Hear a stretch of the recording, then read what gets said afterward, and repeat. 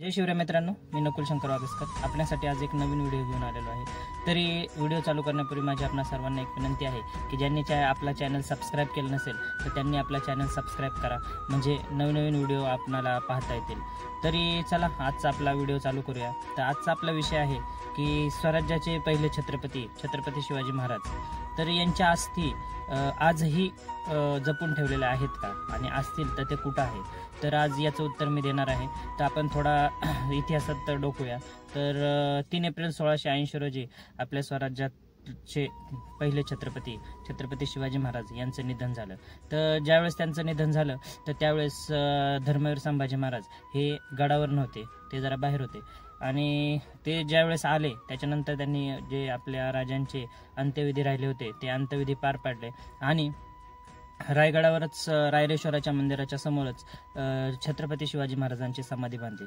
तर ती फोटोत दिसत आहे तशी ती छत्रपती शिवाजी महाराजांची जुनी। छत्रपती संभाजी महाराजांच्या मृत्यूनंतर रायगडावर मुघलांचं राज्य आलं, तसेच त्याच्यानंतर सिद्धीनंतर आपले पेशवे यांचं राज्य आलं। परंतु 10 मे 1818 रोजी ज्यावेळेस ते इंग्रजांनी रायगडाचा पाडाव केला तर त्यावेळेस इंग्रजांनी प्रचंड प्रमाणात नासधूस केली, तसेच रायगड हा पेटवून देण्यात आला। तर त्याच्यामुळे भरपूर मोठ्या प्रमाणात नुकसान झाले। तसेच इंग्रजांच्या ताब्यात गड आल्यावर इंग्रजांनी तिथे कुणालाही जाण्या येण्यास मज्जाव केला। त्याच्यामुळे जवळजवळ 65 वर्ष गडावर त्या इंग्रजांच्या अधिकारांव्यतिरिक्त कोण गेलं नाही। त्याच्यामुळे जवळजवळ 65 वर्ष म्हणजे 6 दशक हा लोकांना समाधीचा मूळ ढाचा कुठा याचा विसरच पडला होता।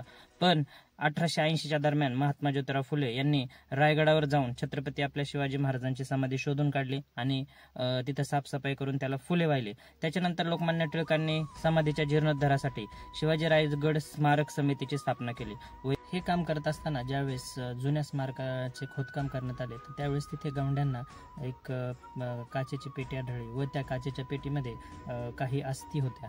तर त्या अस्थी ह्या छत्रपती शिवाजी महाराजांच्या होत्या। तर त्यातल्या काही अस्थी ह्या स्वतः कंत्राटदार बाळकृष्ण सुळे यांनी स्वतःकडे ठेवल्या।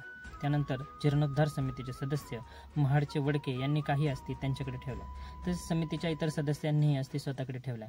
त्यानंतर काही रक्षा ही कोल्हापूरच्या राजवाड्यात पाठवण्यात आल्या। तसेच सिंधुदुर्गाला महाराजांचं एक मंदिर आहे, त्या मूर्तीच्या खाली सुद्धा काही रक्षा ठेवण्यात आल्या आहे। अशा प्रकारे महाराजांच्या रक्षा आजही आपण बऱ्याच वेळा रायगडावर महाराजांच्या समाधीचं दर्शन घेण्यासाठी जातो, त्यावेळेस आपण त्या चौथऱ्यावर चढून दर्शन घेतो। तर कृपया तसं करू नका, कारण की महाराजांची जी अस्थी होत्या त्या ओरिजिनल त्या खालच्या चौथऱ्याच्या तीच खरी जुनी समाधी होती, त्यातच होत्या।